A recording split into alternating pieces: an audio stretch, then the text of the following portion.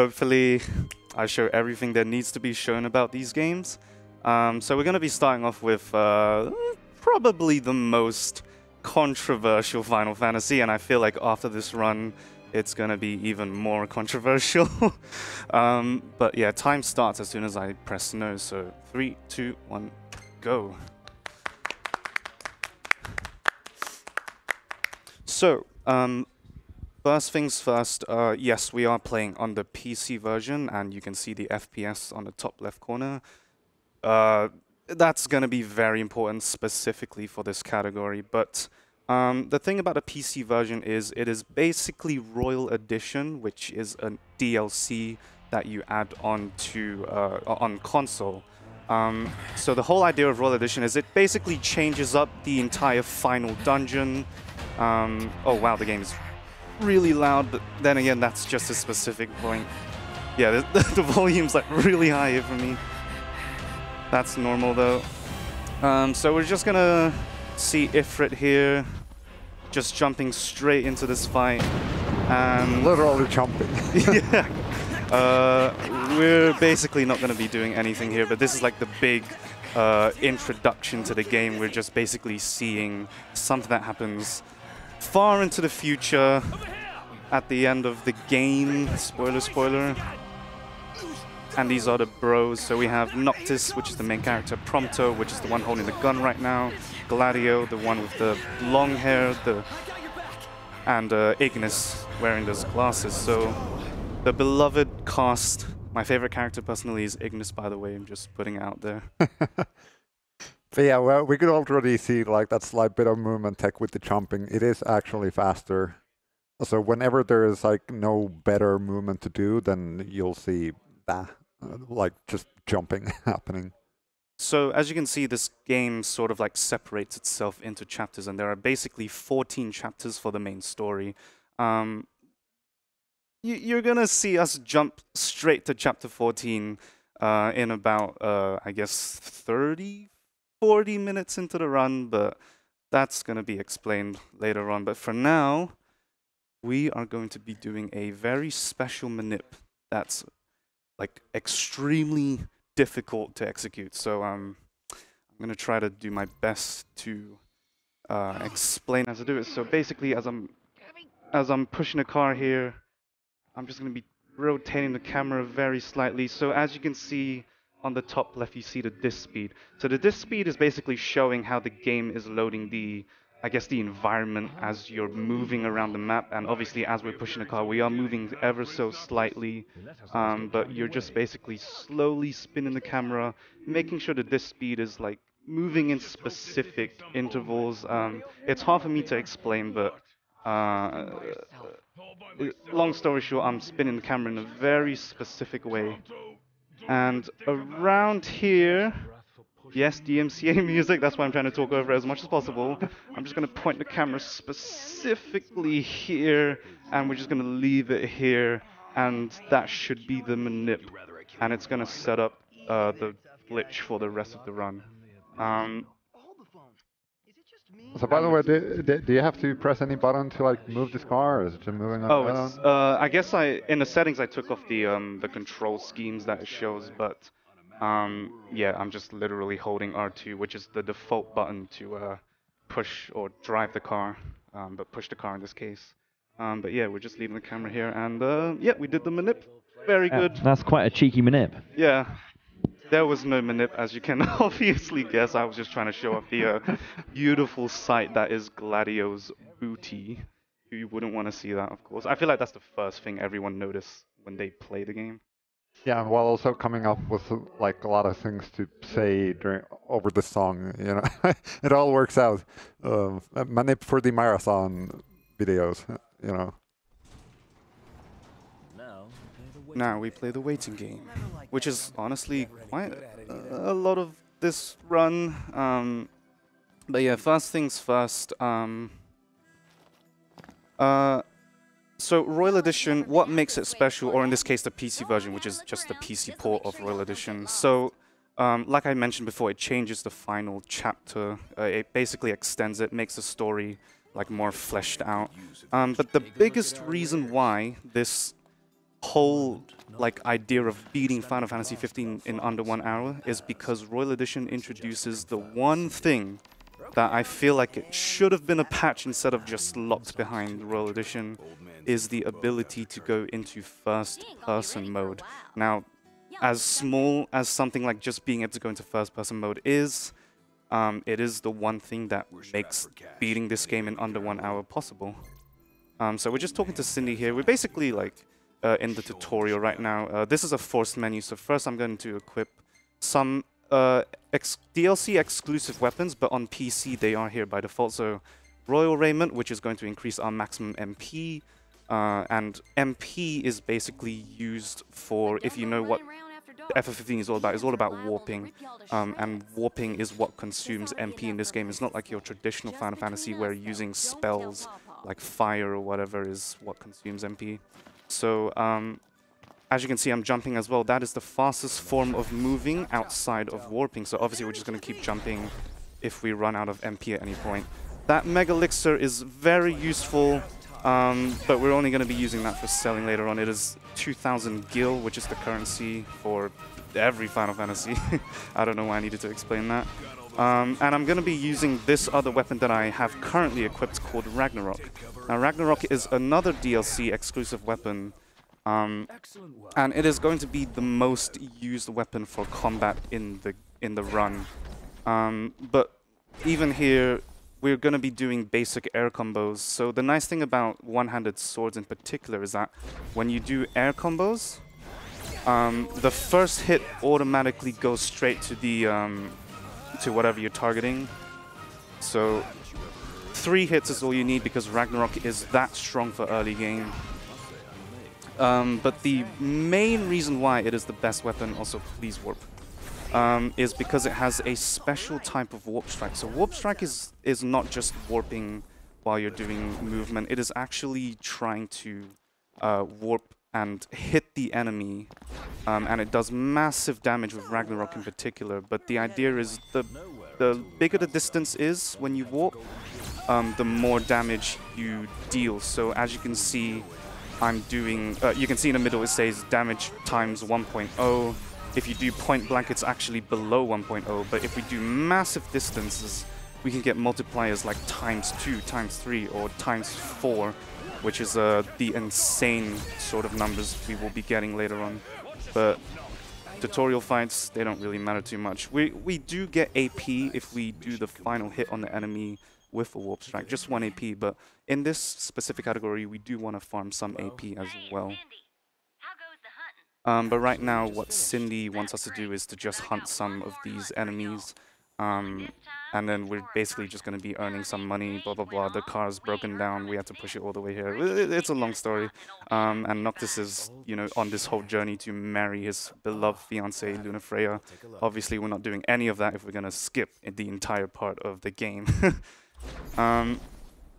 So, in terms of warping movement, daggers is actually the fastest animation, as well as just by a hair the furthest distance. So that's like the main weapon we warp with. But I guess like later on we're going to be changing to a different weapon, but I'll get into that later on. These are saber tusks, so the damage you deal in this game are like damage rolls. Sometimes you can be slightly undamaged like there, so I had to do 4 hits instead of just 3. Just depends on how lucky you are with your damage rolls. That's really unfortunate though, to get a lot of 4 hits. That's a lot of them already. But decent fight. The party members can help a little bit, but their damage is absolutely awful. I think they just do like 2 digits.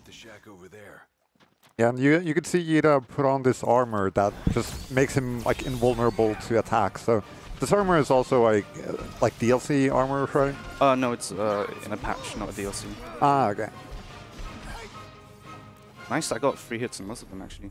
So yeah, this armor is called the Magitech Exosuit. It looks very ugly, at least to a lot of people. I personally think it looks cool. But the idea is that you have God mode. You cannot take damage, you cannot get staggered, but it only lasts for 30 minutes of combat time. But even in the full game, like this is the glitch run, we're barely using it, but in the full game run even, you basically never run out of it. We even in that run, we wisely select where we use it just to make sure that we keep it for the whole run. But it is just an easy way to make sure enemies can't like disrupt whatever combos we're trying to do, or just basically make us lose time in general. So now we're going to be getting Magic Floss and our first spell, Fire. I'm just going to quickly menu that in. So, oh, dropping inputs, sadly. So Fire on the bottom, back to Royal Remnant to get MP back from movement. So spells in this game isn't, once again, your traditional Final Fantasy spells. So think of those spells as like consumables, like sort of like grenades that you have to throw at enemies. And right now we have 3 casts of Fire. So the idea is that when you cast it, you go into a cooldown of exactly 30 seconds. And that works with any tier spell, no matter what. So when it comes to spells, using them efficiently, we just try to use them at exact spots where we know that's going to deal the most damage, or if enemies are moving around, we try to like manipulate them to stand still or whatever to make sure we actually hit our spells. Otherwise, if we miss them, we have to go through a 30-second cooldown, and it's just horrible. We don't ever want that. So this is the first like mini boss of the run, Bloodhorn. It's very easy. This is the first like real showcase of what Ragnarok can do. So what I'm going to do is there's going to be a warp point. So warp points is just like certain points in the map where you can just warp all the way to. Refills your MP as well, small detail. But we're just going to do a big warp strike, and then once it's vulnerable, just cast Fire, and that's it. The fight is done. Just going to go into the item menu and just take a quick photo. I'll go into that later. Just take a nice photo of Ignis, I guess. So the community sort of brought up this like terminology called max distance warp strike. Nice camera angle, Ignis, by the way. So max distance warp strike is a term for any like super long distance warp strikes. Anything like maybe times 2.5 to 4 times distances. But the idea of that is, in general, that's probably gonna be like what makes bosses go vulnerable, or basically one-shot certain enemies. It's like really, really high damage that we get. And also fast travel is a feature in an open world game. Of course, you can't have an open world game without fast traveling. You can do 3 different types of fast travel. So you can return to rest area, which is the last area you rested. But at the beginning of the game, it just defaults straight back to Hammerhead, which is where we started the entire game. The second type of fast traveling is fast traveling back to the car, which we are just about to get right now. And then the last one, it's... we won't use this feature, but it's fast traveling with the car to any like parking spot we may have passed. But we're not going to do any of that. But right now, Cindy is asking us to deliver something to the next, like, to a motel, like she says here. And we had a dialogue choice there. Now, dialogue choices in this game can affect the speed of the dialogue, but we chose the first one, which is the fastest dialogue, as well as it gave us 50 EXP. Doesn't affect the route at all, like XP. That amount of XP doesn't affect anything, but the other option would be 2 AP, which also we don't really need to grab at this point, because we did get a lot of AP from just warp striking a couple of enemies before.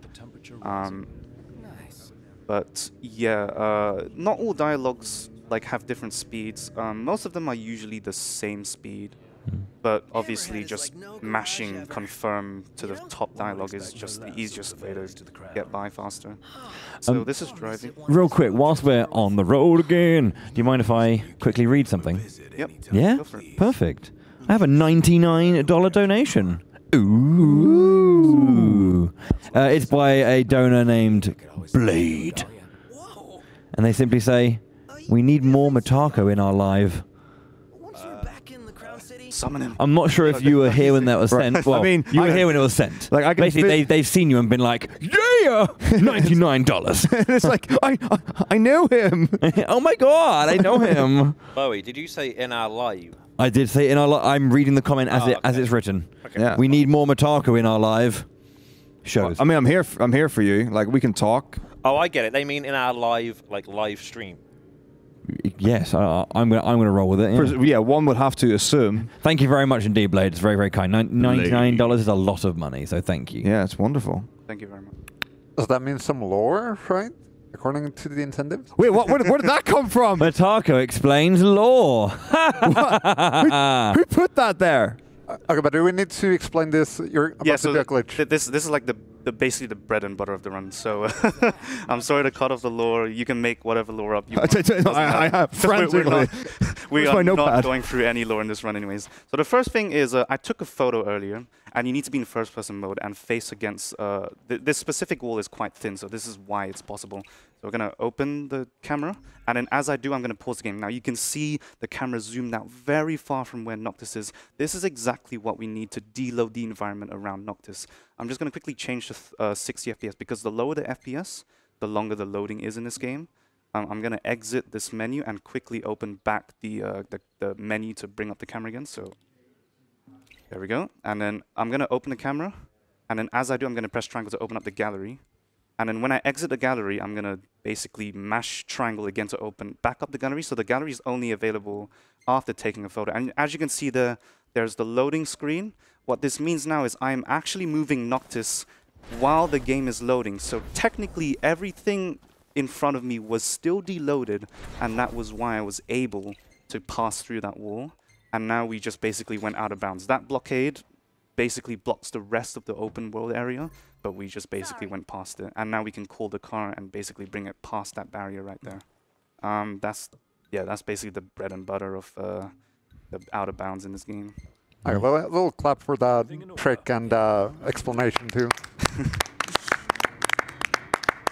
Yeah, I did my best to explain it, but like input by input, it's honestly basically like the hardest thing to do in a run. So it's a lot to talk about if I wanted to go that way. And you just nailed it first try. Yeah, it was wonderful. But quick shopping with buying 99 sheep milk, it's just a magic crafting item. We're just buying some elixirs just for MP restoration. Sadly, we can't even buy ethers this early in the game, which is kind of backwards. Normally in other games you buy ethers before elixirs, but hey, it's a weird game anyways. It's the most controversial Final Fantasy. Okay, so do we have time for lore now? Yeah, it's just a long drive. So I mean, you're just like cut me off. I'll just go. I'll monologue. Oh yeah, it's only just the most important glitch of the run. Are you ready? You ready, Lore Master Matako? Yeah, apparently. Okay, so this is a game of Noctis, the Lost Darkened Prince. We start off with an epilogue of the future where we see the boy band fighting against the evil Ifrit. And what happens is you go forward and then you go up to the left and then you get healed by Prompto. And then Noctis is like, I will save you with my eyes. And then you die. And then you wake up in the side of a car and you hold R2 to go fast because that's a thing. And then you get copyright stricken because that's the way the world is today. But I mean, it's a wonderful song. So then you go and you go to Garageton and you speak to Cindy and she's like, well, I don't know, but my dad is mean and he says you need to go kill some monsters. So then you go and do that and then a guy shows up and his name is Bob and he's got a janky leg and a dodgy shoulder and he's like, yeah, there've been some weird things going on here lately. As someone who doesn't actually know Final Fantasy, you could just be, this could be completely true. So then you return to entrance, which probably means return somewhere else, and you go back to the car. And then you're like, I'm hungry. So I go to the shop and I buy some Leyden Jimbala. And then I go back and Cindy's like, well, I fixed your car for you. So you get in and you go to Garmscythe Waterway, which is like Longwythe rest stop, but like I'm trying here. And then you meet a dog, and the dog's called Umbra. And it's like, oh, I have a wife, woman, person in my future called Lady Lunafreya. And I talk to her through my dog. So I write letters, give it to my dog, and then she goes on. And then the game tells you to go to some place, and you're like, no, I'm going to go somewhere else. I'm probably skipping quite severely here. So then we like drive past the town of Erinwin Mikichabom, and then you go to the bit on the left side, and you jump down off the bridge, but you can't die because fall damage. So like Final Fantasy heroes never die. And then you see the Midgar Summoner, but like I need the Mega Elixir drop, so I go really carefully before that. And then I go into the Dungeon of Darkness. So like we swim around there for a little bit, and then you do the Lich skip. Oh, let me tell you about that. You skip the Lich. And then you go into the Tunnel of the Man who's in the coffin, and you steal his sword, and it turns turns out they're all kings of the previous kingdom of Narnia, or whatever the game's based in. And then you teleport back, and then you go in, and then it's like, oh, you meet Gladdy, and Gladdy's like, this is my sister, Iris, and you turn off the game because it's the dumbest pronunciation of the name Iris in the history of the world. But sure enough, Noctis is a chump, so they go on a date. Not before picking up the jewel thing that's in the bit in the way in the front.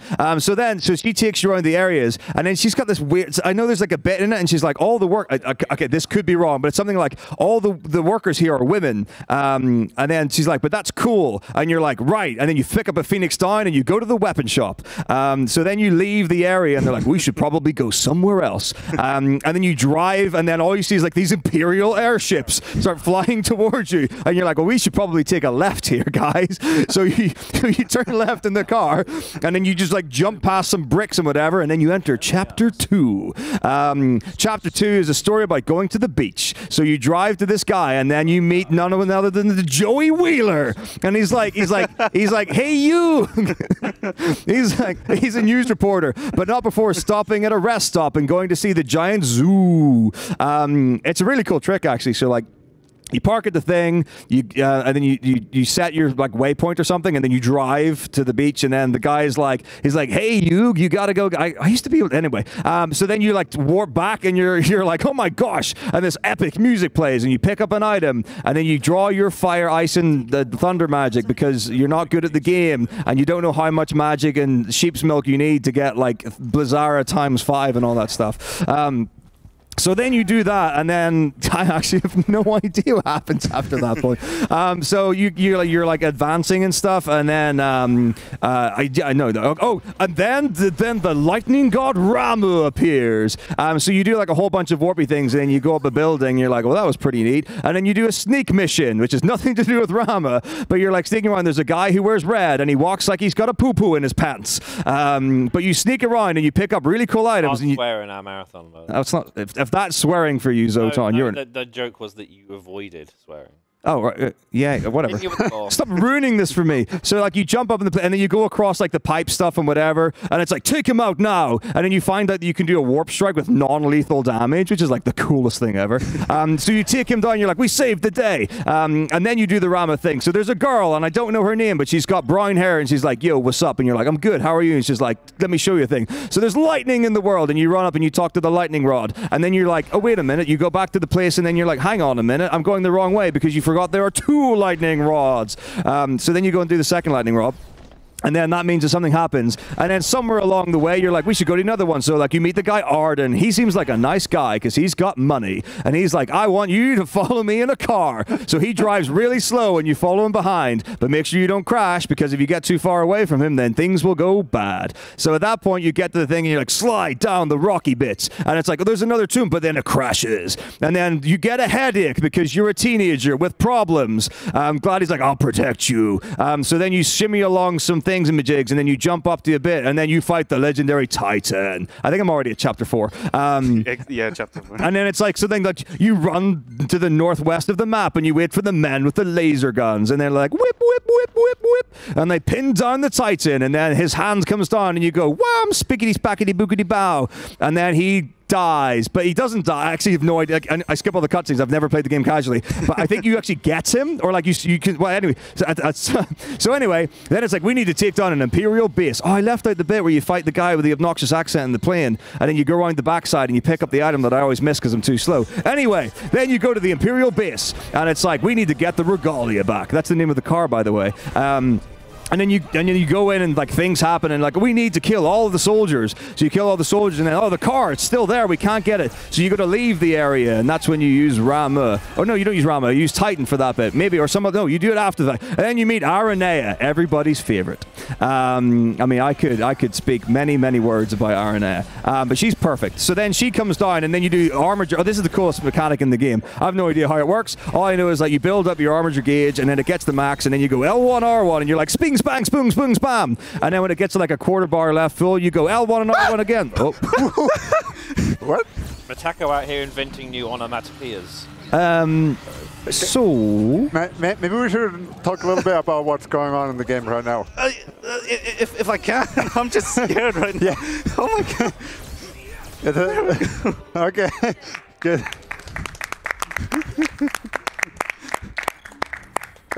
Yeah, can you catch us up on like what's going on in terms of the speedrun right now?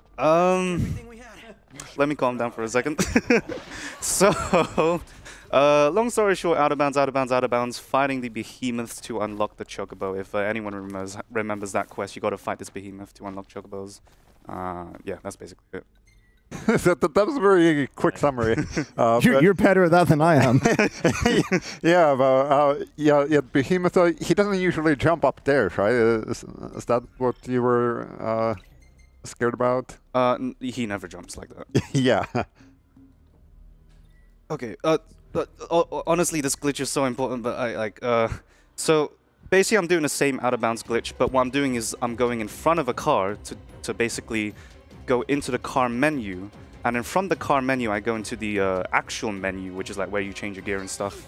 Hover on top of element C, and then now, as you can see, very weirdly I can move while the menu is still up. Also, please don't gravity me, let me go! Let me go! Oh no. If I die here, I might die here. Uh-oh. Just run. Oh! No wait, I might. This is not part of the plan. I think I got the menu going though. So you died, but the menu is still up. Oh, it's a game over, and then. Yeah, I've watched like a decent amount of these runs, but I've never seen quite that happen. Wait, and now you're on a loading screen, and the menu is still up. I need to test something really quickly. We're doing testing live. Back to the studio. We're just doing a little bit of R&D here. Okay, what's going on? Oh, I actually got the glitch active right now. Okay. You know what? Sure. Yay! Wait. Got it. But I gotta refight Behemoth. That's not as fun. Where am I even? I soft-locked the game. Wait, I need to like close the game and reopen the application now. Yeah, just hit like Alt 4. Do you want to? It's not often in your speedrun you Control-Alt-Delete. Yeah.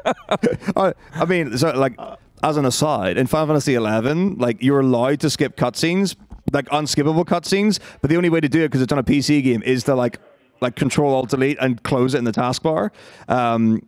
So like there's one runner who's like and the thing about it is that the fact they've got the world record and they're like, well, I don't do that, and it's like, well, just because you're faster than everyone else.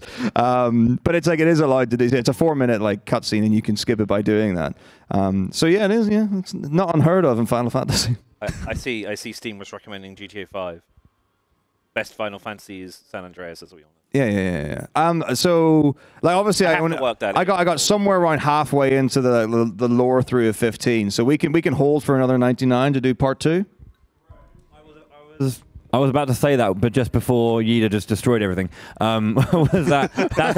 That's episode 1. Yeah, it's fine. That is episode 1 of Lore Taco. If you want to find out what happens on the next episode of Lore Taco, we're gonna need more money. Yeah. Honestly, Matako nailed it down to the T. Was that accurate to what happens in the story? It is actually accurate, but we're not going to see any of that today. Yeah, especially all the names, they were exactly correct. All right, cut me some slack. Like, I genuinely, like, in my head, I was like, oh, wait, this seems right. I was like, this feels good. Myself with that one, like, oh, I am right. I'm so good. All right, so now I guess I can actually explain what's happening. So, like the first Out of Bounds, I'm basically passing through specific walls that the community has found that were thin enough for me to actually deload and pass through. That's the second one of the entire run. This will be the third one. You want to trigger that Gladio dialogue, because if you don't, Behemoth will not appear. I just need to focus here real quick. I'm looking at the disk speed just to make sure I know what I'm doing. There we go. Yeah, so this is where like having those statistics in the top left is important, because like we're working on like deloading the colliders, so it's actually relevant. I don't know what's going on, but my L1 is not working now. Let me just disconnect. Oh no. Uh-oh. I've been trying to hold back, but I'm going to say it. Is it working Hashtag out? PC No, gaming. it's not. What is that? I cannot even do the next fight without L1. Do we need to try another controller? Yeah, Are yeah. you using Steam Or input? I don't think my L1 is like broken, but it might be. Someone else has a DualShock 4, right? I hope it's not broken. I can confirm that controller was very responsive to my needs and beating the final boss of 13-2.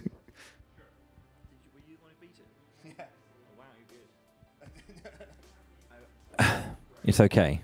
Don't worry. Yeah, I was going to say, is this through Steam's input thing, or is this just native? I have no clue. It might be.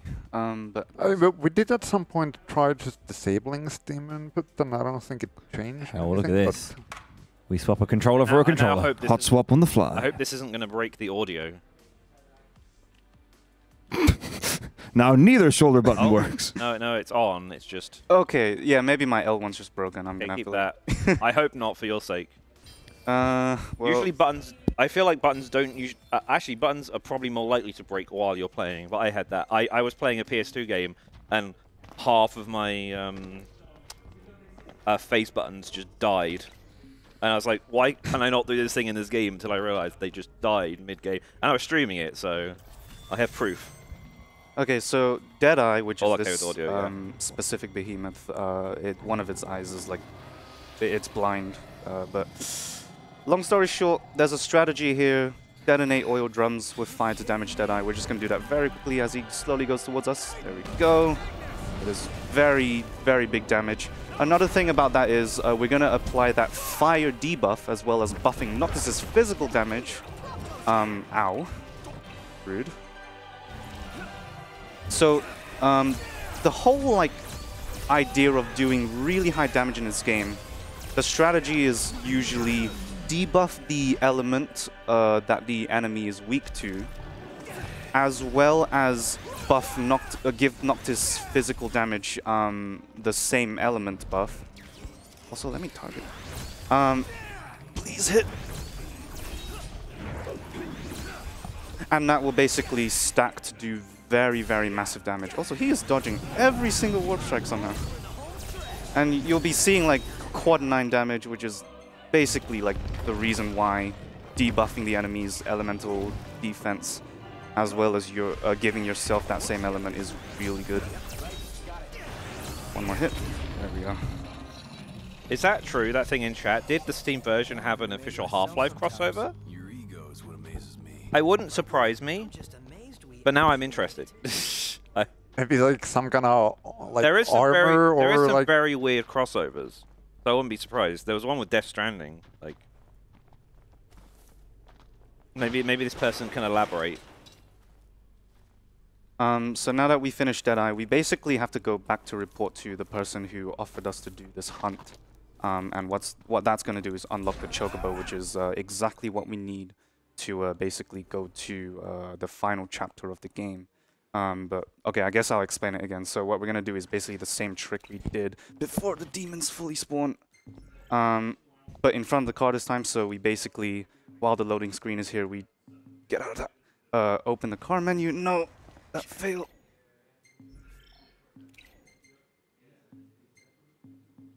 Game had a Tekken. There we go. So that's the car menu. How many crossovers did this game have? And then we're going to press element C once to get the tutorial. And then when the enemy basically attacks us all the way to danger, which is like half KO, but not fully KO, where we would need to use a Phoenix down. Press X here, and now we see the game. Don't gravity gun, let me let me go! Please! Oh. Okay, and we're just running away. The change in pitch there, does the and now we're fine. Everything's On a good. scale of 1 to gravity. Yeah. You were very scared of that Iron Giant. I'm scared of everything at this point. I feel like Yida and I are both really good at like this, like going into like panic mode and then back to calm mode like really fast. Thanks for the chat member for clarifying about the Half-Life. Apparently you can get the HEV suit. That makes me interested. This makes this a good game. But yeah, so what we're gonna do now is go all the way to Wiz and basically report that we finished the hunt. And then that's where we unlock the Chocobo. But right now we have the menu overlay still like showing. If we open the menu normally, that would soft lock the game. That's the reason why I stopped the game for. I just accidentally pressed the touchpad to open the menu. But the idea is we now want to go back into the title screen after we save the game. Conveniently, after we fast travel back to Hammerhead and then rest in the caravan, which is where we tally our XP and level up. It's going to auto-save for us, so we don't have to manually save it all. But what we're going to do is go into the DLC menu and then load one of the DLCs, specifically episode Arden. You can do this with Comrades, but Arden is just the fastest, so why not? Could crash right here. Also, I love these like cutscenes. You just see everyone like hanging out at the end, but we're just going to skip that real quickly. Sometimes you see them playing cards and stuff. It's pretty funny in that tallying XP screen. So yeah, we just auto-saved, and now we're just going to quickly go to the title, and we're going to load episode Arden. And what that's just going to magically do is get rid of the overlay, and from that point on, we will not softlock the game anymore when I open the menu. But from now on, every time I open the menu, I can still move, play the game, like just while the menu's open. So this is what we call active menu glitch, and this is exactly why we get to go all the way to the final chapter. This was found by the Japanese community. Shout outs to them, and then obviously like a lot of other speedrunners has come to optimize the category even more. Also, what did I just do? Oh, did I just press no to go into episode? What did I do?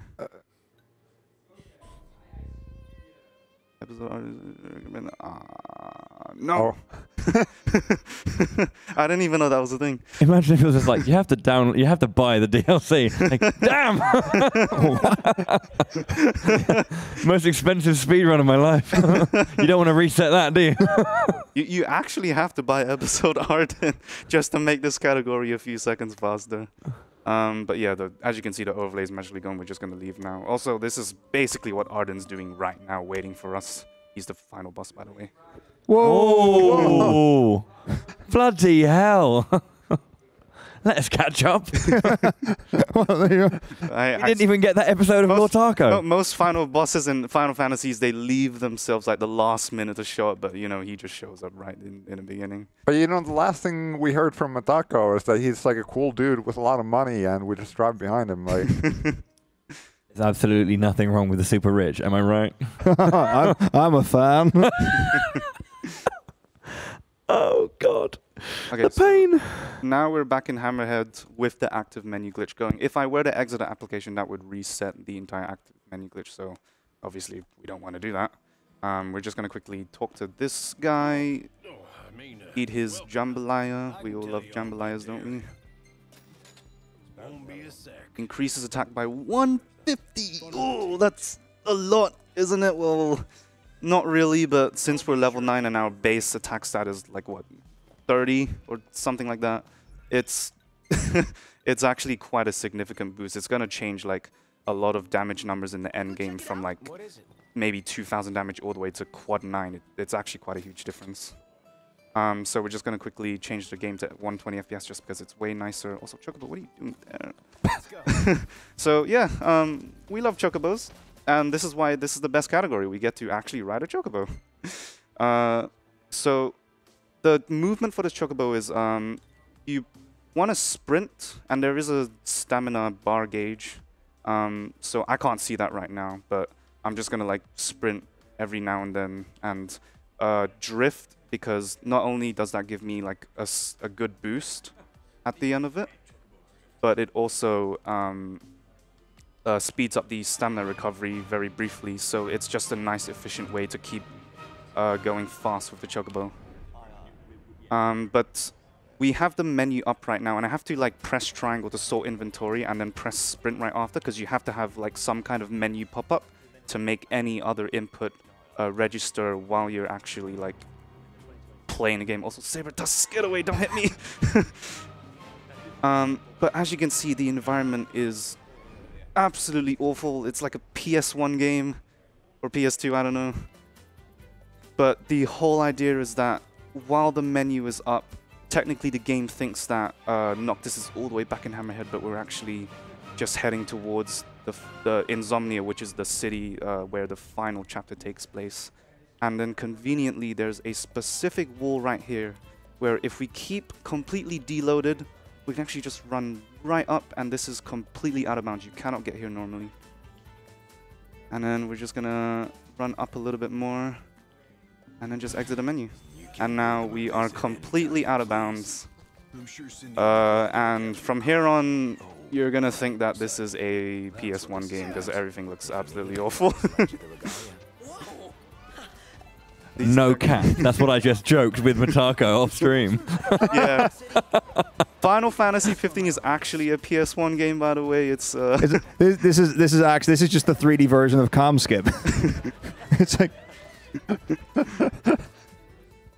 But yeah, so basically I'm gonna head like here. I'm actually moving while I have the map open, but I'm gonna open it every now and then just to check I'm going the right way. But yeah, this is like what, 7 minutes of. Yeah, I just Chocobo know there's movement. like some nerd somewhere who's looking at this being like, lazy developers. Look at the graphics. You call those textures? Oh, God. Yeah, like I said, controversial Final Fantasy. That's a good one.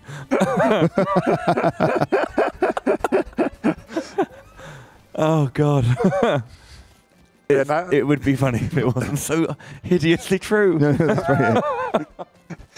Now would be like we have a lot of just travel time here, so now would be a good time if somebody wants to hear more lore, to send in that donation to hear the part 2. Also, if Do you know where you left off? Yeah. Good. Lore time. Oh God. Right, okay. No. That was the $99 was for episode 1. Yeah. We can't. So I just get excited when someone says lore time. Oh, it's like oh, that's me. It's me. I'm up. Yeah. People watching the stream, he's already excited. So now you gotta. Well, I mean, like wait till I tell you about chapter 6. Oh. Which I probably already have. But Best Girl is in chapter 6. oh yeah, see, I thought it was. Oh yeah. Yeah, Arna. Woof. You're a big fan, huh? I honestly can't remember anything about character development. I know all her lines of dialogue. Any I don't know, any fun Chocobo facts anyone might know? I guess like we're still in Chocobo movement. I don't know what to talk about. I mean, it's not really a fact, but it's more the fact that I'm very appreciative of 16 existing because of the British voiceover. Means it's no longer Chocobo, but Chocobo. Chocobo. Which is so much better. It's a tricky one, isn't it? No, it's not. It's Chocobo. Well, it is because Chocobo is a better sound, but Chocobo's got a more. No. Chocobo is offensive to my ears. Chocobo just sounds right because it's like chop a bow. Yeah, chocolate a bow. Because you love to eat chocobo.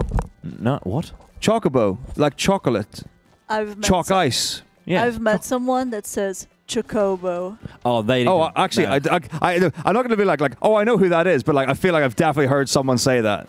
Yeah. There's all. Everyone knows someone like. So, just out of curiosity, is there anyone else who thinks this looks a lot like RuneScape?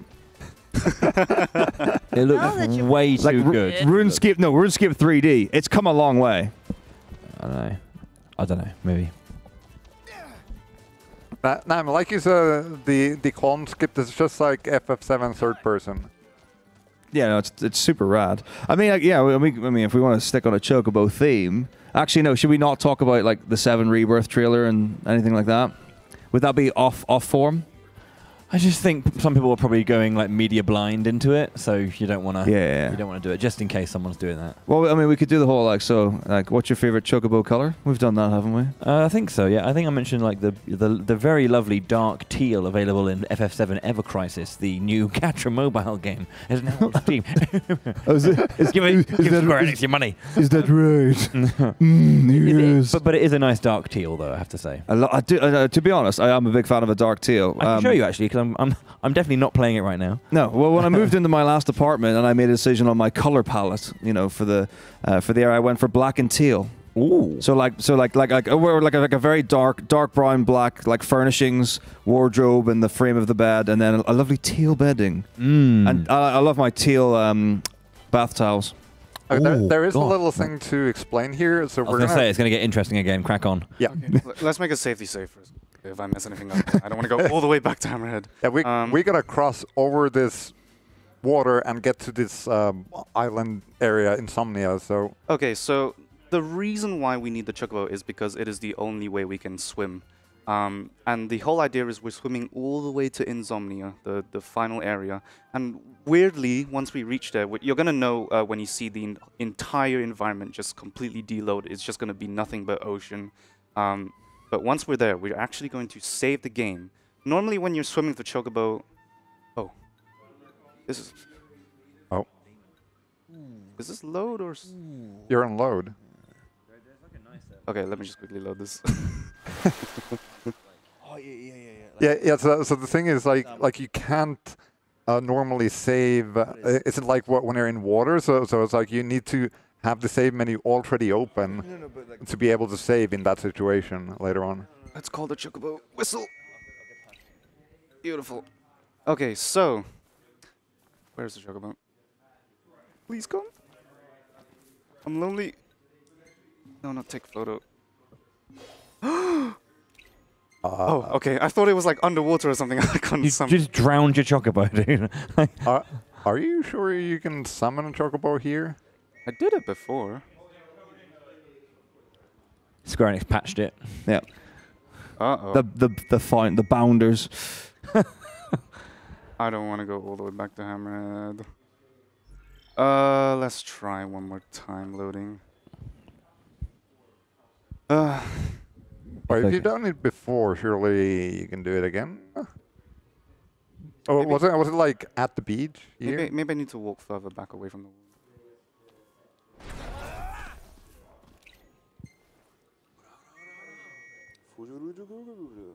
I don't hear footsteps. No! Yeah, I think I have to go all the way back.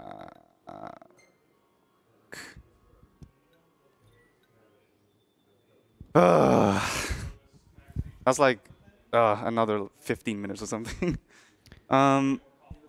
Yeah, more chocobo facts. I was going to say, yeah, do you want us to BS for a little while longer? I'm pretty sure we can. Yeah. I don't know. It's not really... there's not much just like that most Final Fantasy nerds wouldn't already know. Like, Bocco from FF5 gets married and has kids. Well, I didn't know until the other day when they did the looking up that Chocolina is Saz's book. Saz's little bird I growing still up. refuse to believe to this day. Yeah, it's To this day, when I find out less than 24 hours ago, to this day. that could not have been the most inappropriate way of phrasing that.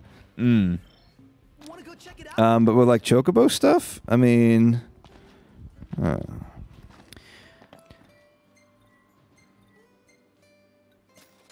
oh, is it Crystallis Modus? What? That that whitey silvery kind of thing. What are you talking about? The color of the chocobo that you showed me. Yeah. Like the kind of like light crystally one. Yes. Like I'm Of trying course, to like, this is it all in context for everyone here. This makes a lot of sense. Don't worry. oh yeah, of course. I mean, there's no question. You're about okay, Yida. You good? Yeah. Sweet. Do we want to like maybe name this chocobo? I don't know. Yeah. Let's call Monty. Monty. Monty the Bok. Let's go. that. Yeah, the full Monty. Yeah. Yeah, we got Monty, Emmy. Yeah, we need 4 names: Monty, Emmy, Clyde, Gerald. Gerald. No, Gerald's good. Gerald and Barbara. Monty, Emmy, Gerald, and Barbara. Let's go. Wahoo. Are you Team Walk or Team Que? I have and will forever be Team Que. Team Que. Wait, hang on. Wait. Actually, no, I got it wrong. It's because FF9 was yesterday, and we saw a lot of Que. Yeah. I tell you what, I really appreciated actually that FF16 had them both saying Walk and Que in different, depending on their mood. Oh yeah, They'd sometimes be happying and they'd Que away, or they'd go to Walk. That's nice. Yeah, but that's what I think the color is. Right. Sure. Yes. Irrespective. Unrelatedly, which is one of my favorite words. Unrelatedly. Yeah. because it basically means anywho or like moving on. It's a great connective. Yeah. What's your favorite word that's not a real word? Ooh, flippity giblet. Flippity giblet. Yeah, you know all of those words, right? Yeah. But I was surprised that it was that one. How are you, Zero? You're looking very stoically between us, being like, why did I sit between these two absolute clowns? Yes, that's exactly what I'm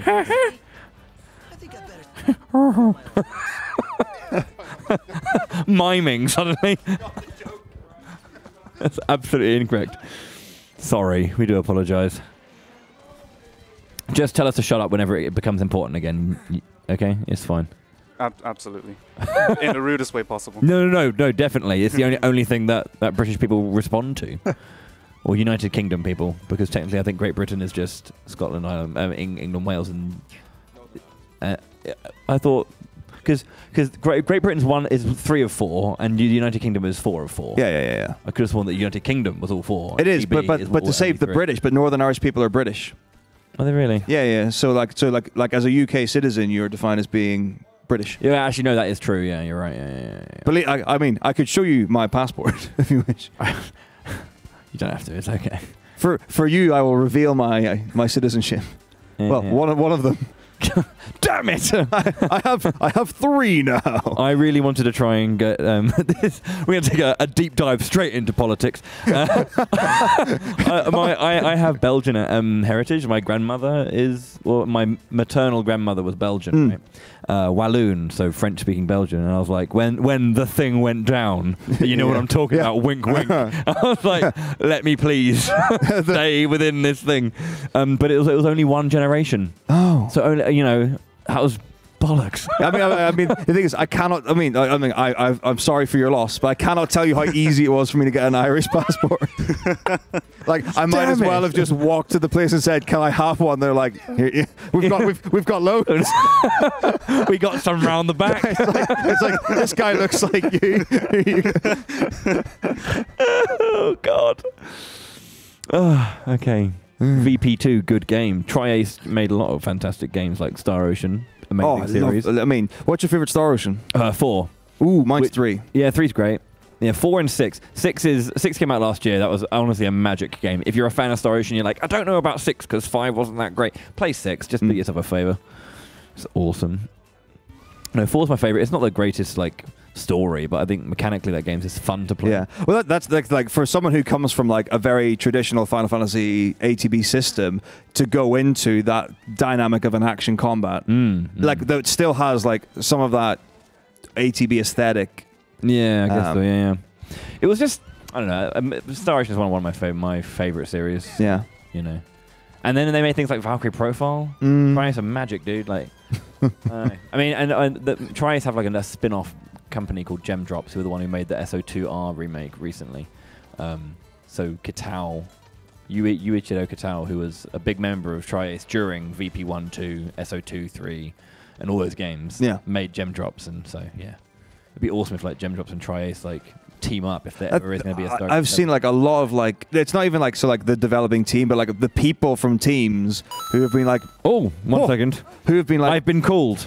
Refresh. Hello. Yes. It hasn't. That was that was production, I think. Wait, hang on. You can't use my magic against me. But we can. But the problem is like I should know all the tricks. So okay, so like amongst some of the other shenaniganery that we did in the night. I love that word. Like shenaniganery is beautiful. That we is that your favorite made-up word? Yeah. Well, no, it's one of them. It is up there. It's one of the made-up words. But yeah, it was like the first thing obviously that I did was I took all of. Excuse me, sorry. Pardon me. Ooh, mate. But I instantly took all of the menu signs and the battle transitions from the game, and I was like, I'm gonna wait until he's about to go into a place in the world map, and I was like, battle sign, and it just froze, and he was like, "Is the game broken?" He was like, because he thought he actually got an encounter. He was like, "Did you all hear that?" And I was like, "This is going to be brilliant." Right, so this is important. We're now here. We'll shut up. Serious time. All right, Whistle time. basically, like I said, you have to have some kind of pop-up within a menu, so you can interact with stuff outside. So like I was doing there, I was just mashing X to confirm through saying no to saving the game. So that allowed me to press X to mount onto the Chocobo, and Chocobo is the only way you can swim in this game. And we're gonna swim all the way to Insomnia. You'll know that when the entire environment just like deloads, you see nothing but ocean. And yeah, it's just like what 2-3 more minutes of just swimming. So more Chocobo facts, please, or whatever. We left that long ago. This is the wrong neighborhood, brother. So after I played that prank on them, I was like, so I did that, and then we did. Oh, dearie me, indeed. But then, like with the menu, so like when like Mizu was going in the menu and he was like switching pages and confirming, and I was just adding confirm and cancel things, and he just got like tripped up in his hands. I was like, oh, it was truly awful of me. Is that why when I came in the morning, he just looked like he looked so haggard? He had gone no less than 10 rounds with Mike Tyson. Are you? Or do we need to? Are you still swimming? Okay, cool. Keep on swimming. So you turned around. I was like, oh no. So we did that, and then I was trying to engage. Oh no, it's fine. No, it's great. I love it. So I was like, how can I take this one step further? So then I took stream highlights from the commentators and people there, and I like took sound bites of their voices, and like when they were talking, I added things from them that they had already said. And then for like the ultimate betrayal, I took the donation sound and made it dingable. So I did one, and then Star looked at the pad and he was like, "Yeah, it's not nice of you." Did you hear that? The best one I heard this morning was when they were trying to get those grinds for like the rare encounters in 9. Yeah. And then like they played the rare encounter, and Miz was like, "Yes!" And then it was the normal one because it came over the top. The thing is, I didn't speak with Tyr at all, and he's like, "Look what I just did," and I was like, "You absolute babe, you." Magic. There can't be a 5 in there, so. Carry the 6. The 11. Don't forget. No, it's fine. No, but the 6 is only doable if it's a 1-5 pair. So you do like the pencil marks. Yeah. Like 6 would either be it's 1-5 or 2-4, right? It can't be double 3 because it's in the same box, but there's a 2 in there, so it can't be 2-4, and 5 is seen by both sides, so it's not 1-5. You know, that's not a 6 in that box. 7 or 8. That'd be ludicrous. Right, 1-6, 5-2, can't be 5-2. All the 4s. 3. Well, you haven't got the 2s there, so can't do anything with that. Can't be 3 either. So 1 second. Sorry, no, genuinely, I'm trying to work that out. It can't be 2-5. No, it can't be 3-4. So it's only 1-6. Oh, there's a 9 over there. If it's 7, I'm trying to think. Okay. All right. Oh no. Well, it's a 1-6 pair if it's 7. If it's 8. Okay, we have things going on. Okay, cool. All right. All right. So it is possible to get to the point where we didn't go far enough into Insomnia, so Noctis might just fall infinitely into the void, and that would be back all the way to Hammerhead again. But I did the safe thing and went further and further just so I could ensure I go into Chapter 14. But yeah, magically, we're in the last part of the game somehow. Well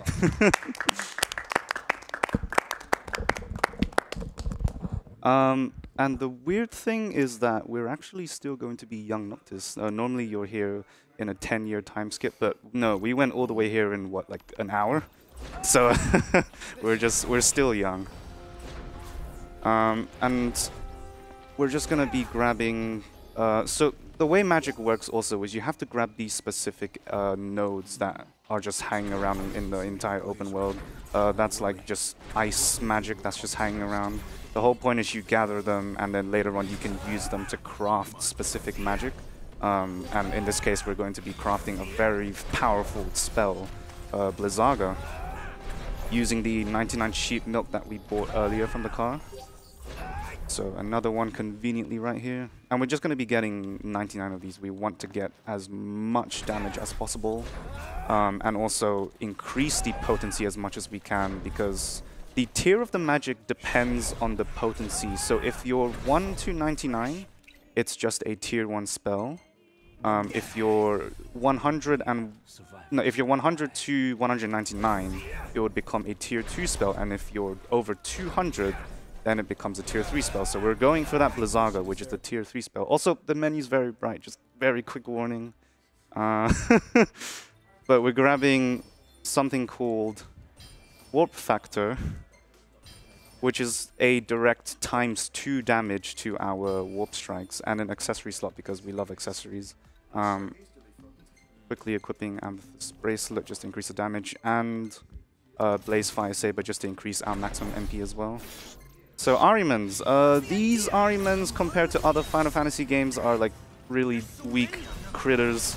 So all we do is just very easy Ragnarok Warp Strike spams. Also, ow. Ow!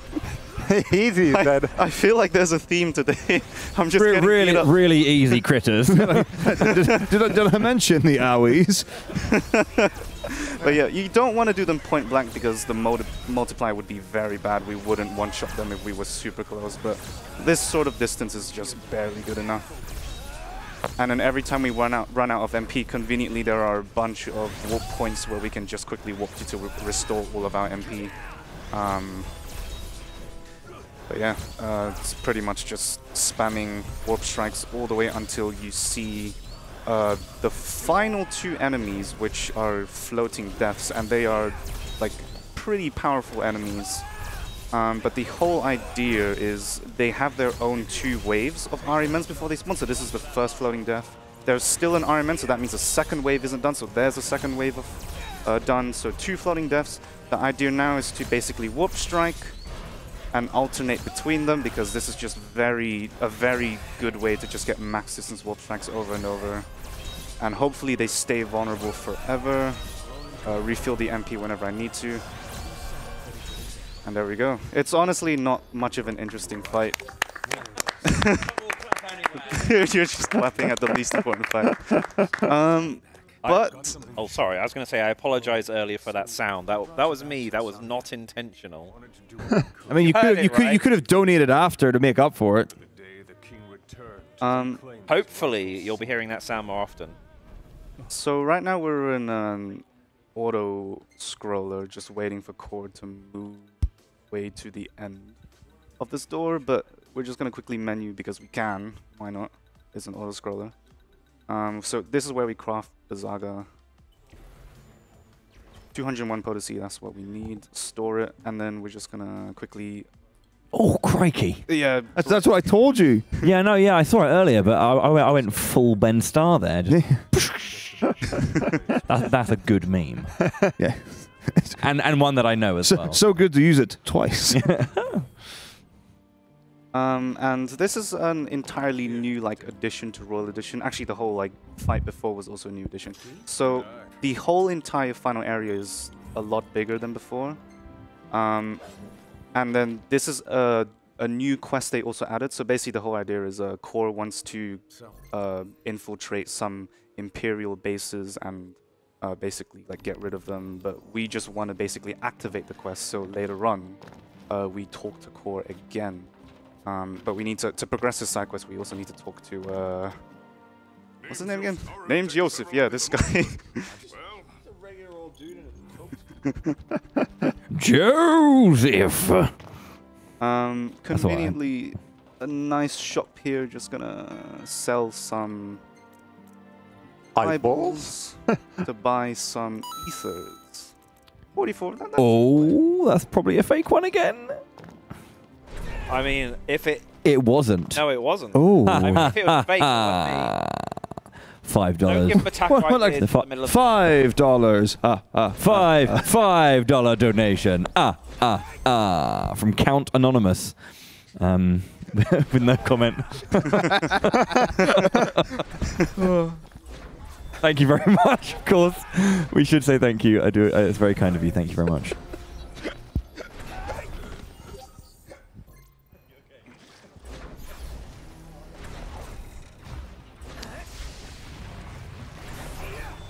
But yeah, we're just making our way to the next major boss. Also, I forgot to mention Airstep Sword. We bought this back at the Chocobo area.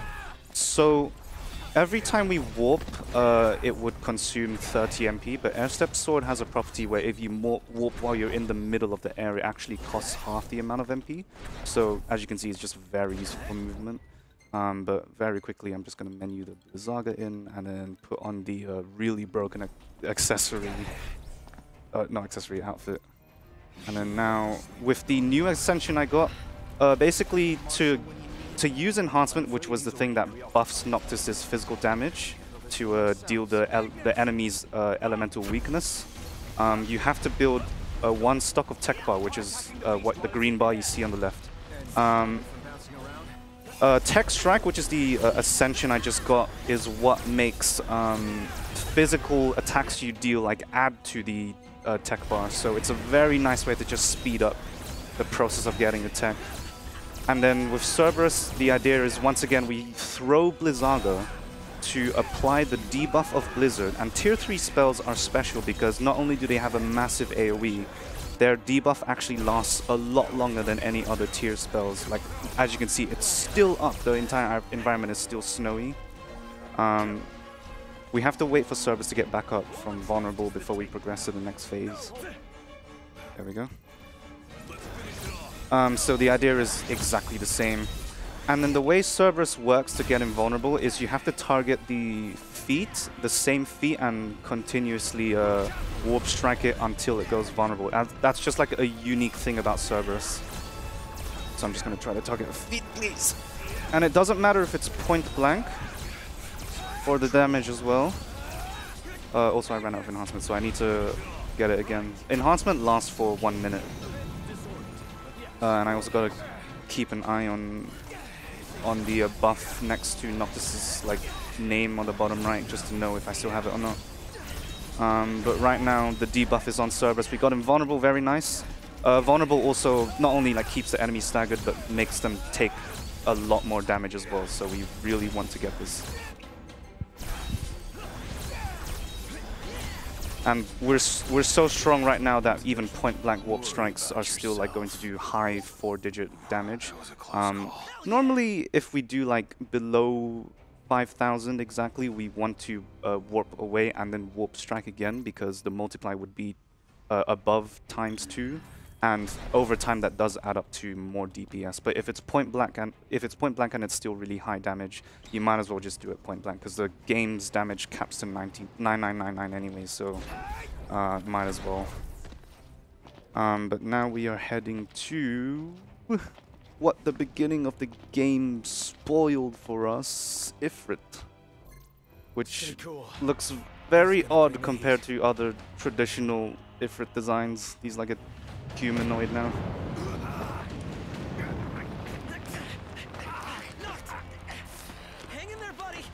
Also, I love how at the beginning of the run, Noctis was old, now we're here as young Noctis. It's like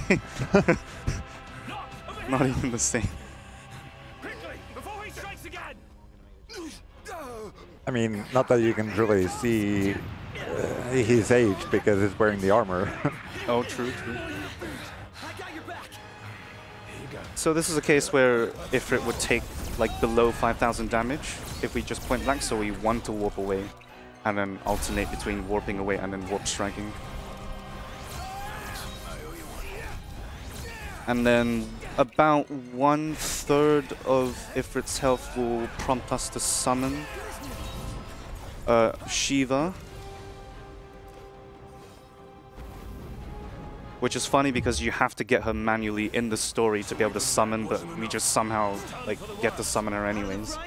And now we're just gonna do a warp strike, do an air combo to quickly build that one tech bar, and now we use enhancement. So now we have Blizzard infused into our physical damage, which is obviously what Ifrit's weak to. We're just gonna wait, and when Ifrit's fire shield is down, we're just gonna warp strike. He's gonna get staggered here, throw the Blizzaga, and then we're gonna hope for a good 50-50. Nope. So there are two possible things he can do. He can do that swing or teleport away and then like basically just walk around a little bit, and that's how we get a very consistent vulnerable on Ifrit. But with that other move he does in retaliation, we cannot get a vulnerable. So right now I'm just warp striking whenever his shield is down. It's honestly not that bad. It's literally just whenever Ifrit's attacking, that's when his shield's down. And it does stagger him briefly, but not as nice as, you know, just making him vulnerable in general. I'm also not going to throw the Blizzaga just now to try and get him vulnerable again, because I know enhancement is going to run out. So I'm going to wait for the next, for enhancement to run out so I can get the next enhancement. So I can deal massive bursts of damage at once. Okay, so there it ran out. I'm going to wait for Ifrit to attack again and go for the same thing. Also, this is phase 2, or phase 3. This is like the best music in the game. Oh, he wasn't vulnerable. Okay, he's staggered. What is he doing? Link strike. Okay, improvisation. He's staggered down. Vulnerable. Let's go. Blizzaga. And he should stay vulnerable for a while. Refill the MP every time we run out. Oh, he didn't stay vulnerable for long enough. But we're super close now, so right at the last maybe 5-10% of his HP, we will get another summon prompt for Shiva. Oh, sorry, the first summon we did in phase 1 was Bahamut, not Shiva. So every time his shield is down, I'm just going to Whoop Strike. It's honestly not even that much damage now, because every time he brings his shield back up, we lose the Blizzard debuff on him. But we just got it back on briefly. There we go. I'm just going to quickly change the FPS to 30. So, like I said, the lower the FPS, the longer the loads are. And I'm going to do a quick like thing where we leave this entire area and then we're going to load back in.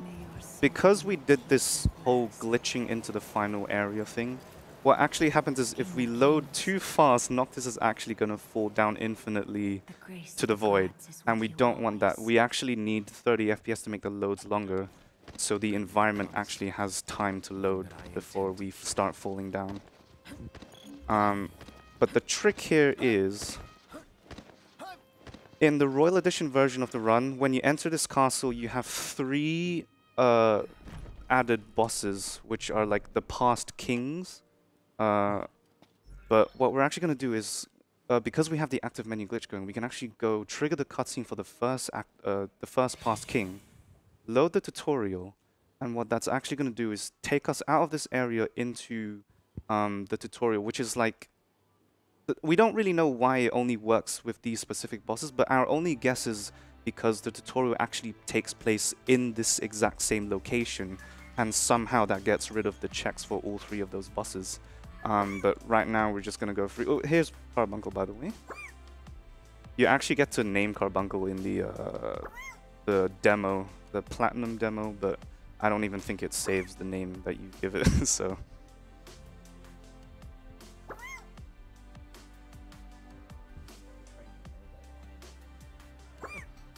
Also, I feel like the combat tutorial in this is generally useless. Nobody ever uses this.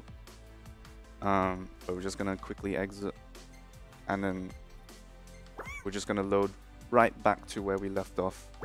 And then we're just gonna skip the first king of the past king. And then we're just gonna go straight to the final boss from here.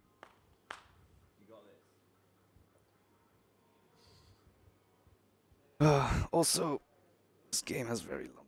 I feel like it's very infamous for having super long loads, especially on like the PS4 hardware. People would maybe spend like 2 minutes in a load screen. All right. Elevator. Have you ever thought about how much of our lives have been spent in front of a load screen? Oh God! Oh, no. Existential dread sets in. Just gonna quickly change back to 120 because it's nicer. So Tech Turbocharger, which is the accessory that actually speeds up the build up of the tech bar. We don't need that anymore because our party members are gonna be gone. We're only gonna be fighting Arden as solo Noctis. So we're just gonna equip Garnet Bracelet, which is the second thing I bought in the Chocobo area. It's just gonna increase his attack stat by 30. It's not a lot, but you know what? It makes a couple 100 difference on Arden, so why not? It's also very cheap. Before I enter here, I'm just gonna quickly basically have to open the menu.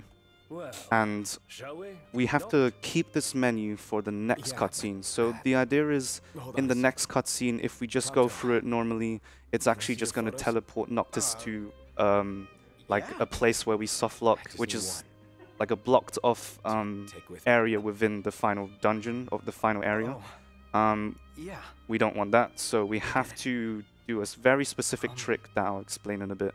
But right now, it's basically Noctis just taking a photo because he wants to remember his friends from this 1 hour journey. Obviously, we can't press X because we're currently in this other menu, so we just have to wait for yeah. But the idea is now we can actually change our outfits in the middle of the next cutscene. So, I mean, I can change it to whatever anyone wants. Anyone. Was this like a hyper fast donation to change the costume? Yeah. Let's do like what's the stupidest this one. Oh, that's pretty bad. Yeah. I can change it to well, it's gonna show it in a bit. Oh. There we go. Oh. I'm afraid you're out of luck. Oh, I think this is the Assassin's Creed. Oh, this is an Assassin's Creed crossover as well. Yeah, I think that it was a crossover. Oh, he's invisible. How can we count all of these? Half-Life, Assassin's Creed, and there was something else. I forget what it was. But you don't have all these crossover outfits, do you? Like, I guess you're... Crossover outfits are there by default through patches. I don't know if... Oh, where's the Half-Life outfit? We don't have that. This is on Steam, right? So Tonight, the dreams of the blood royal. Yeah, super serious cutscene, and we're just casually like changing our clothes. I've never seen this cutscene before. It's jolly wonderful. Anyways, so the idea is I'm gonna change my outfit to basically any outfit. Well, I'm just gonna choose Princess Fatigues because it's just the top one. It's the easiest to menu. But after this cutscene, the menu's gonna briefly turn entirely black, and that is the exact moment where I need to press the outfit, so I prevent Noctis going like into the softlock area. The battle of kings. I mess this up. It's over. apparently there was a Lara Tomb Raider crossover as well. Oh yeah, there was. But yeah, we got through it, and now we just progress through to start the final boss. And the final boss also needs other tricks to actually beat, because if we don't, we also get another softlock. But first things first, we just have to warp all the way. And I'm just going to cast this Blizzard because it's just extra like 4,000 damage or so. Why not? I'm just going to quickly menu Blaze Fire Saber for extra MP for movement. And we're going to intentionally get KO'd. Warp Strike me. Nice. So Phoenix Down has a specific property where after you are revived, you can see like a feather icon and there's like a star icon next to Noctis' name. So that means right now his MP is actually being stored like regen insanely fast compared to normal. And this is how we're gonna keep a lot of our MP, don't hit me! And we're just gonna warp up. And then we're just gonna like out of bounds. It's actually the hardest like out of bounds in the entire run, but there we go, we're out of it. Whew. And then now we're just gonna meet Core because we activated the quest to see him right here conveniently. Because we're out of combat, we can actually change the outfit. If I changed it in combat, that also would have been another softlock. Hello, Arden. Yeah, clearly we're out of combat. Yeah, Arden's just gonna keep trying to beat us up, but you know, we're just chilling right now. But we need to activate a combat zone because enemies in this game, if you're outside of a combat zone, enemies will slowly regen health. And they won't particularly be aggro as well. So we want Arden to stay aggro, and we do not want his health, HP to restore. But just like Ifrit Phase 1, this is another case where our damage is so low that we want to get... we want to warp away with the daggers because it's the furthest distance, and it's also the fastest animation. And we get, every time, at least 2.1 damage. And over time, that's going to add a lot more than if we just did point-blank warp strikes. We also have Core as well, which actually does pretty good damage. Also, nice, like... Yeah, combat zone, combat. Yeah, warp strike in this game is quite finicky sometimes. It doesn't always work out. So can you also explain, like, what was the reason we wanted to do the out of bounds and, like, come over here? Yeah, so we want to get active menu glitch going when we enter phase 2. But we also want to switch our outfit to something else, because when we switched the outfit to leave the cutscene earlier, technically Noctis was naked. He didn't actually have any outfit registered. But if we didn't have the outfit, then phase 3 would get a different kind of soft lock that we absolutely need to skip. So that's the main reason why we're doing it out of bounds. The second reason why is because we can actually bring Core into phase 3 with us. Also, I target Arden, please, not the mech. Am I targeting the mech? What am I doing? There we go. Also, I just need to concentrate here for a second, because I need to... Okay. I need to go into this menu, and then we're just going to wait it out. So basically, at a certain HP point, Arden's going to go to phase 2. We're going to see the cutscene. If I'm not at that HP point, I guess Core will just do the rest of the damage for me. I don't want to like leave the menu and then accidentally mess up everything, so we're just going to wait it out. If Core decides to actually attack him, yeah, just swing. Just swing him. Don't worry about it. Just keep swinging. What are you doing? Over there, just swing him. Maybe it's phase 2 already? There we go.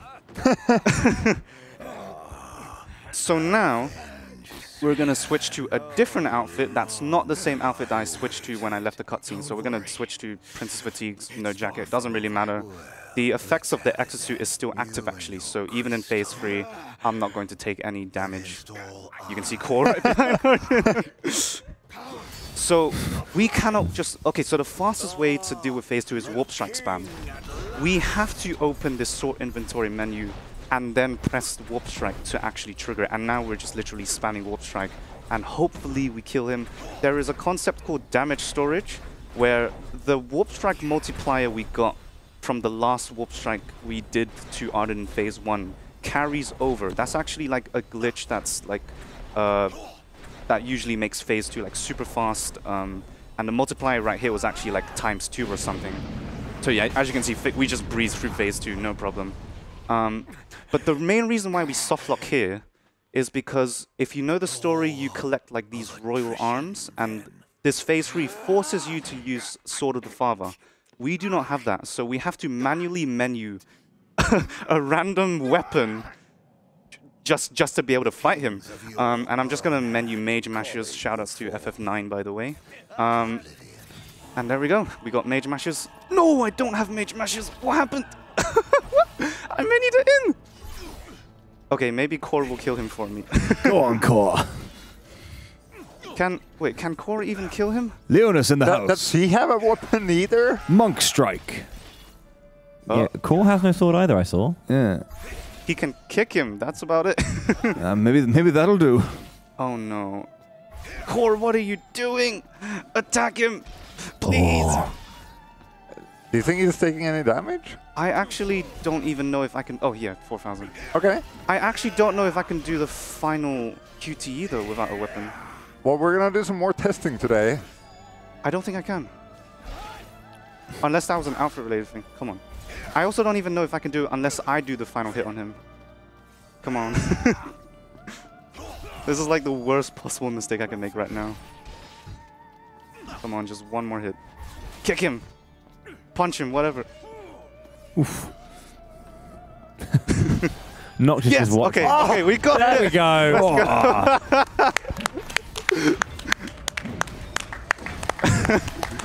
Time stops at the final hit. The final QT. There we go. That was a pretty exciting ending. That was the worst possible mistake I can make. But you know what? I used to do a route where I don't bring Core. I'm so glad I bring Core now. But yeah, man, it couldn't have been any more scary. I would have been like, man, I have to stay up for another 10 minutes or something. But yeah, I think at this point, nobody wants to see 15. We want to see 60.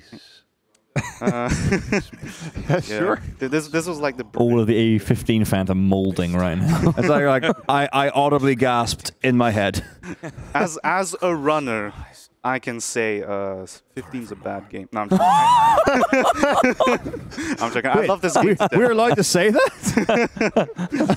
After all I've been the kind my whole time. Oh. after all these years, I call my mum every night and I say, "Still love Final Fantasy 15." Yeah, who wants to see 15? 16 is out. Why are you playing 15? Well, you're about to find out. Does anyone do that in the Final Fantasy? Do people come in chats and just ask why you're playing old game? They do that with GTA. Like, No. They assume you're just too poor to buy GTA 5. No, we're kind of we're an evolved species in Final Fantasy speedrunning. You'll catch up eventually. Also, this cutscene has like a weird detail. So one, Noctis is old again, but two, you're gonna see like another party of the bros like behind when the camera pans that way. It's gonna be very weird. So this is farewell. But yeah, this cutscene is very sad. Except in this category, it's not very. Here we are. You might see. Yeah, you see that right there. You might see Core as well. I believe you see Core. I don't really watch the end credits. He's just still wheeling on Arden in the background. He was like, because he had no weapon. He's like one of those nerds who's like really just trying so hard to be cool. He's like, you cannot beat my martial arts.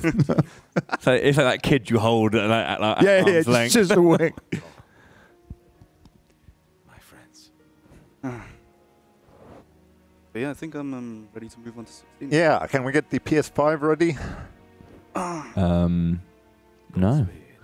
Do you want to just end this here? Do you want to go to setup? Are you saying goodbye, or shall we watch a little bit more of this? What do you reckon, Yida? I need to go to the bathroom really quick. Okay, well. Oh yeah, well, don't let us Walk stop you. tall, my friend.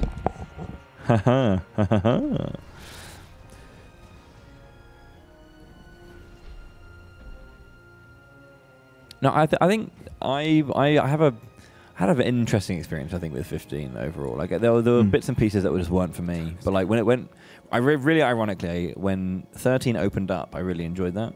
Yeah. And this game went really like linear. I really loved this game.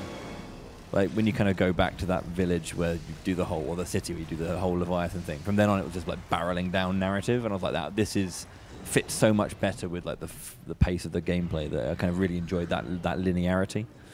And this ending was very, very nice overall. Oh yeah. Love the ending of 15. So is anyone bringing a PlayStation 5 into the room? I'll go and get it. I don't know, is it in the office? It is. I don't want to be the one to accidentally drop it and then. No, I'll go and get it. It's fine. We're gonna miss the really, really nice bit where Noctis makes his final movement, but I think. Do you want to see it? I mean, Chloe still needs to go get the PS5. Yeah, I need to go get the Yeah. PS5. Yeah, I mean, we can just like leave the game running.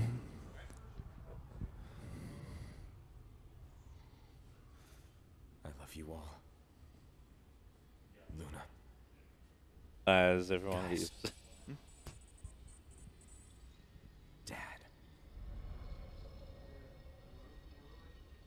The time we had together.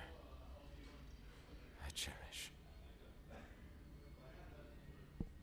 Yeah, I'm wondering what's with the controller. Like, coincidence, or is it actually broken? Well, I did have problems with this same controller in my own runs, maybe.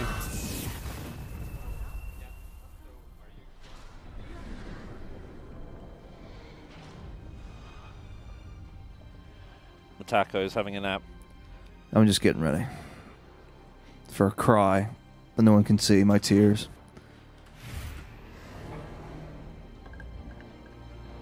Plank says for boring technical reasons we do need an intermission scene eventually. Yeah, but we don't need the intermission scene for like more than 5 seconds. Yeah, we're just gonna do a little I know what the Flickaroo. boring technical reasons are.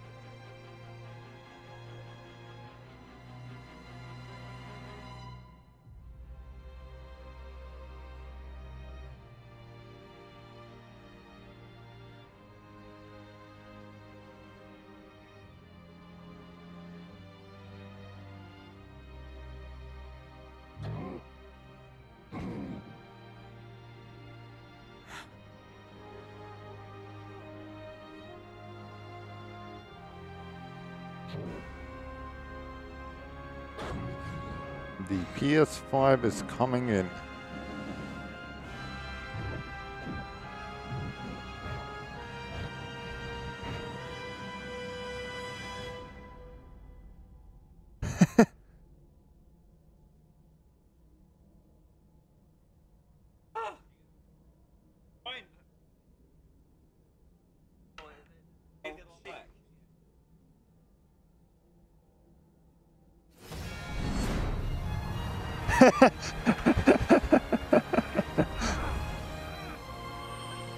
Well, now we know we don't need to press the button to advance.